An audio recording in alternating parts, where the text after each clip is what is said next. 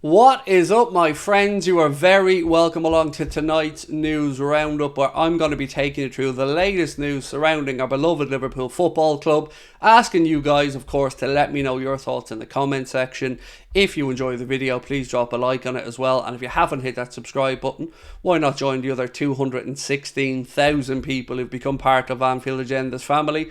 If you haven't done it, we'd love you to do it, and welcome in. Right, my friends, look, I've got a lot to get through tonight. We're going to be talking about Liverpool and Nike. We're going to be talking about a contract extension and a few other bits and pieces as well. But before I get stuck into it, it's Monday, and that can only mean one thing, that we are being brought to you with thanks to our amazing sponsors, one of our favourite brands we've ever worked with. I am, of course, speaking about our friends at oosh.com. Oosh have some amazing giveaways. They are the home of giveaways, whether it's cars, cash, tech, holidays, or of course those all-important football club packages. Our friends at Oosh have got you covered. This week, there's two draws I want to bring to your attention. The first one, how would you fancy winning 50 grand tax-free for a mere €9 entry? That's right, they're giving away 50 grand on Wednesday the 11th of October, live at 10 p.m, their official Facebook page. You can enter for not the €9 that's advertised, but €8.10 with our discount code on the screen there, AA10. Scan the QR code in the bottom of the corner, or go to the description of this video where you'll see a link. And we haven't forgotten about the Liverpool Football Club packages, of course. They have a belter of a game coming up that is limited to just 99 entries, so the odds are pretty good for this one. You can win 2 tickets in the Cop to see Liverpool versus Newcastle on the 30th of December. It's a 3 p.m. kickoff at the moment. You'll also get one night's accommodation at the Apart Hotel Adagio, Liverpool City Centre, and €300 in Ryanair vouchers. If you don't need them, you can of course take the cash alternative. And just as a little aside, 10% of all the profits from this draw go to the Irish Wheelchair Association, so well done to our friends at Oosh. This draw is €22 before you get your 10% discount with AA10, meaning you can enter and be in with a 1 in 99 chance of winning that trip for just €19.80. Right, my friends, let's get stuck into the news and start off with the big break of news of the day, which is that Liverpool and Costa have agreed to extend that relationship a little bit further. He has indeed signed a new contract at the club there hasn't been an announcement date yet. They haven't said how long the extension is till, but he has signed an approved deal. That's basically the gist of the information we get from Liverpool Football Club. We think it's till 2027, but we haven't yet seen that confirmed by the club.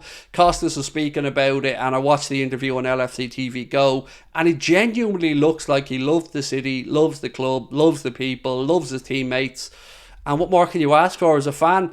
Look, he is a deputy to Andy Robertson. He is the backup left back. But if he's happy with that, if he's comfortable staying at the club, I'm comfortable to have him. He genuinely seems like he loves it, and you couldn't ask for any more. We'd seen at the end of last season, he got a bit emotional, right, in the last day of the season, and we thought, was this it? Are we going to lose Costa? Is he going to move on elsewhere? Well, we can now safely say that definitely isn't happening. The Greek Scouser has tied himself down to a new long-term contract at Liverpool Football Club, and we wish him nothing but a success with it.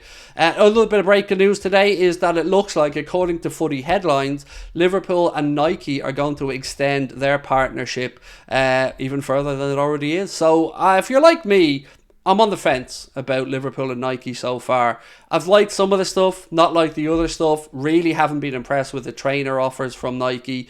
I thought the stuff from New Balance was a little bit better, in all honesty. And when I think of Liverpool, I always think of Liverpool and Adidas. Maybe that's just because when I was growing up, all the best kits were coming from Adidas, and Liverpool were many of those great kits. So I want to know how you guys feel about it. Are you happy that Liverpool and Nike, according to Footy headlines, are going to be keeping on this partnership? Or do you think that you'd like to see Liverpool look elsewhere? Again, this is what these type of videos are all about, asking you guys for your opinion. For me, I just don't like the greed that's coming into it. You know, when you're looking and asking people to spend in excess of £100 for a football shirt, it's madness. It's just too much money. And nobody wants to be going out there having to potentially buy moody shirts and not buy the official ones, but it's got to be a two-way street. You can't have football fans being asked to spend in excess of £100 for a football shirt and knowing that there's 3 kits every season, that kids want the training gear and lots of other bits and pieces.